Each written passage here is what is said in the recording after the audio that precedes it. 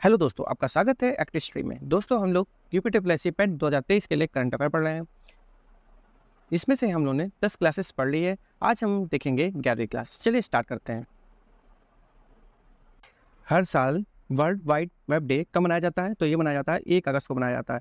1 अगस्त 1989 को कंप्यूटर वैज्ञानिक Tim Berners-Lee ने www की शुरुआत की थी। ये कब की थी इन्होंने? 1 अगस्त को की थी, इसीलिए 1 अगस्त को वर्ल्ड वाइड वेब डे मनाया जाता है। चलिए अब बढ़ते हैं अगले क्वेश्चन की तरफ।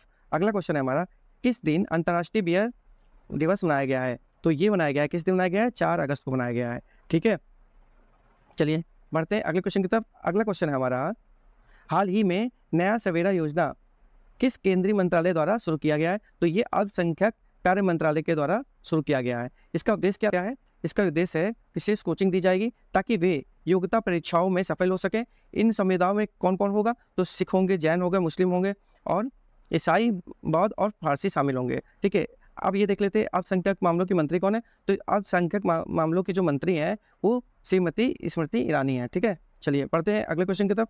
अगला है हमारा क्वेश्चन, भारत के आकाश मिसाइल के पहले रेडियो फ्रिक्वेंसी सीकर का निर्माण किसके द्वारा किया गया है? तो ये किसके द्वारा किया गया है? भारत डायनेमिक्स लिमिटेड के द्वारा किया गया है।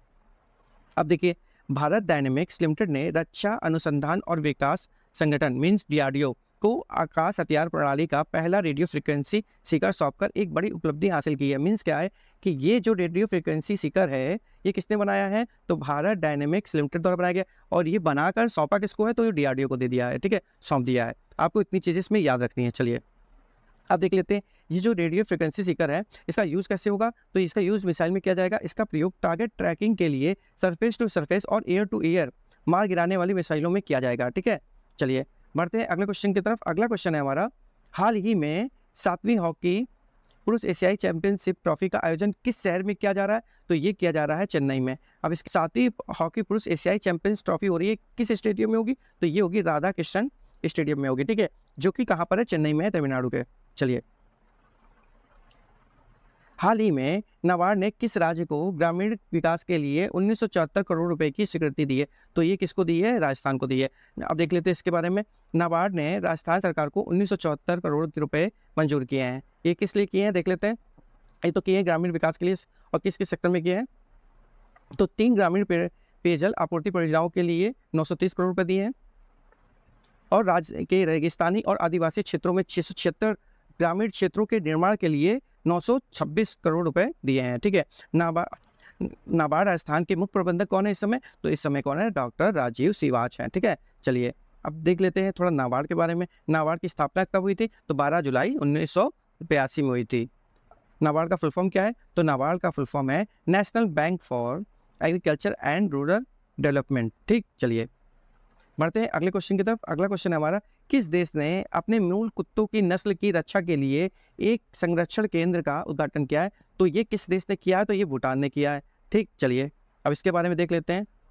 भूटान देश ने अपने मूल कुत्ते की नस्ल है एक, जिसका नाम क्या है? चांग खई है, की रक्षा करने के लिए एक संरक्षण केंद्र का उद्घाटन किया है। ठीक है, अब देख लेते हैं इसके वर्तमान में भूटान में कितने चांगथाई कुत्ते हैं? इनके पास 55 चांगथाई कुत्ते हैं वर्तमान में। इसलिए इनकी जो संख्या हो रही है ना, डे बाई डे कम होती चली जा रही है, इसलिए इनको संरक्षण करने के लिए इन्होंने एक संरक्षण केंद्र का उद्घाटन किया है। चलिए, बचाने के लिए। अगला क्वेश्चन है हमारा, अमेरिका, जापान और कौन सा देश स्टैंड अलोन त्रिपक्षीय शिखर सम्मेलन आयोजित करेंगे? तो ये कौन करेगा? दक्षिण कोरिया करेगा। ठीक है, चलिए बढ़ते हैं अगले क्वेश्चन की तरफ। अगला क्वेश्चन है हमारा, हाल ही में मोबाइल एप्लीकेशन राजमार्ग यात्रा किसके द्वारा लॉन्च किया गया है? तो ये किसके द्वारा लॉन्च किया गया है? भारतीय राष्ट्रीय राजमार्ग प्राधिकरण NHAI के द्वारा ये एप्लीकेशन लॉन्च किया गया है। अब देख लेते हैं NHAI का फुल फॉर्म देख लेते हैं, national highway authority of India है। ठीक है, अब इस ऐप के माध्यम से या इस एप्लीकेशन के माध्यम से क्या होगा? तो इस एप्लीकेशन ऐप के माध्यम से, इस ऐप के माध्यम से मौसम की स्थिति या नज़दीकी टोल प्लाजा, पेट्रोल पंप, अस्पताल, होटल या अन्य आवश्यकताओं सेवाओं के लिए, अन्य आवश्यक सेवाओं के लिए आपको जानकारी मिलेगी इस ऐप के द्वारा। ठीक है, चलिए अगले क्वेश्चन की तरफ। अगला क्वेश्चन हमारा, हाल ही में खबरों में नजर आए फांग नोन कोन्याक किस राज्य या केंद्र शासित प्रदेश के सांसद हैं? तो ये नागालैंड की हैं। ठीक है, अब इनके बारे में देख लेते हैं। भाजपा की प्रतिष्ठित नेता और नागालैंड की पहली महिला राज्यसभा सांसद एस फांगनोन कोन्याक ने राज्यसभा की अध्यक्षता करते हुए ऐतिहासिक उपलब्धि हासिल की है। और देखा क्वेश्चन है, हाल ही में किस राज्य में मैंग्रोव सेल की स्थापना की घोषणा की गई है? तो ये कहाँ की गई है? पश्चिम बंगाल में की गई है। ठीक है, देखिए पश्चिम बंगाल में 40% से ज़्यादा जो मैंग्रोव वनों का आवास है, कहाँ है? पश्चिम बंगाल में है। इसीलिए इनको सुरक्षित करने के लिए एक मैंग्रोव सेल की स्थापना की जा रही है। ठीक है, और ये कब की गई है? कब की गई? तो ये international day for the conservation of the mangrove ecosystem जब मनाया जा रहा था, उसके अवसर पे ये घोषणा की गई है। चलिए, हमारा अगला क्वेश्चन है, हाल ही में इसरो ने किस देश के 7 सैटेलाइट को PSLV C56, ये देखिए लिखा हुआ है, रॉकेट से लॉन्च किया है? तो ये सिंगापुर की 7 सैटेलाइट्स हैं। ठीक है, अब इसके बारे में थोड़ा देख लेते हैं। भारतीय अंतरिक्ष अनुसंधान संगठन इसरो ने हरिकोटा के सतीश धवन अंतरिक्ष केंद्र से सिंगापुर के 7 सैटेलाइट्स को PSLV C56 रॉकेट से लॉन्च किया है। ठीक है, चलिए, अगला क्वेश्चन है हमारा, हाल ही में इसे लोकमान्य तिलक से सम्मानित किया गया है? तो किसको किया गया है? हमारे प्रधानमंत्री नरेंद्र मोदी जी को। ठीक है, अब देख लेते हैं। लोकमान्य तिलक की 103वीं पुण्यतिथि के उपलक्ष्य में आयोजित एक समारोह के दौरान प्रधानमंत्री श्री नरेंद्र मोदी को पुणे, महाराष्ट्र में लोकमान्य तिलक राष्ट्रीय पुरस्कार से सम्मानित किया गया है। ठीक है, चलिए इसको आप देख लीजिएगा, क्वेश्चन इंपॉर्टेंट है। चलिए पढ़ते हैं अगले क्वेश्चन की तरफ। हाल ही में वर्ल्ड लंग कैंसर डे कब मनाया गया है? तो 1 अगस्त को मनाया गया है।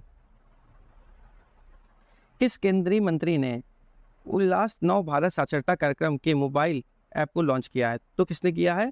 तो ये किया है धर्मेंद्र प्रधान। ये कौन से मंत्री हैं? ये शिक्षा मंत्री हैं। ठीक है दोस्तों, मिलते हैं नेक्स्ट वीडियो में। नमस्कार दोस्तों।